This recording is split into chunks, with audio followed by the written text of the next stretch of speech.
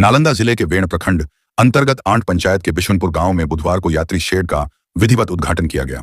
इस यात्री शेड का लोकार्पण जिला परिषद सदस्य पूनम सिन्हा एवं गांव के ग्रामीणों के सामूहिक हाथों से संपन्न हुआ।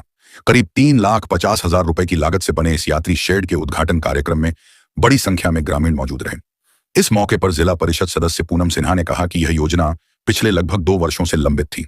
उन्होंने बताया कि अधिकारियों द्वारा लगातार कार्य में अड़चनें डाली जाती रही, यहां तक कि पेमेंट भी रोक दी गई थी।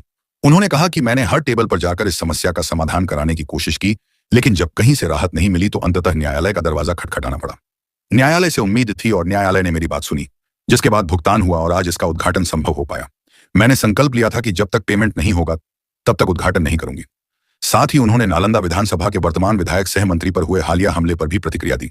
उन्होंने कहा कि बिहार में भ्रष्टाचार चरम पर है, बिना पैसे के कोई भी कार्य नहीं होता। जनता अब भ्रष्टाचार से तंग आ चुकी है। यदि सड़क हादसे में किसी की मौत होती है तो परिजनों को तुरंत मुआवजा मिलना चाहिए, लेकिन ऐसा नहीं होता। सरकार दुख सुख में जल्दी पहुंच जनता के साथ खड़ी नहीं होती, इसी कारण लोग आक्रोशित हो जाते हैं। उन्होंने आगे कहा कि जो भी घटना हुई है वह गलत है, लेकिन अब समय दूर नहीं है। अगले 3 महीने में जनस्वराज की सरकार बनेगी और बिहार को भ्रष्टाचार मुक्त बनाया जाएगा। देखिए, ये आंट पंचायत में बिशुनपुर गांव है, यहाँ यात्री शेड का उद्घाटन किया गया है। ये लगभग 2 साल से लंबित था और हमारी योजना पे जैसा कि हम पहले भी बताए हैं कि काम नहीं होने दिया जाता है और मतलब हर जगह मुख्यमंत्री के पास हमें लेटर दिया, हर जगह हर टेबल पे गए, लेकिन कहीं से हमारे काम का जो है उस काम करने नहीं दिया जाता है। अगर 1-2 काम जो हुआ है उसका पेमेंट रोक दिया जाता था। तो फाइनली हमने न्यायालय का शरण लिया है।